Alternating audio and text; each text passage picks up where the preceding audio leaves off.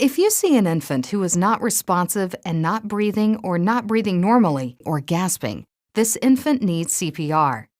As long as it is safe for you to approach the victim, do so. Tap the infant and shout to see if they respond. Have someone call emergency services and get an AED.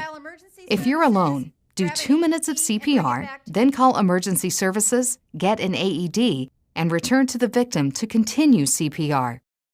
The basic steps for giving CPR to an unresponsive infant victim are doing compressions and giving breaths.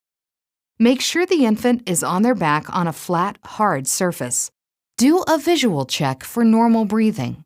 Quickly, remove any clothing that might be in the way. Place 2 fingers in the center of the infant's chest, just below the nipple line. Push the chest down firmly about 1/3 to half the depth of the chest. Give 30 hard and fast compressions, followed by 2 breaths. Giving good breaths is very important with infants.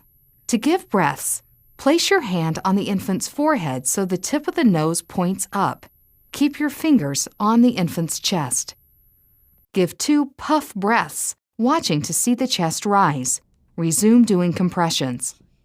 Continue giving 30 compressions followed by 2 breaths, either until the infant starts moving or breathing, or until trained help takes over.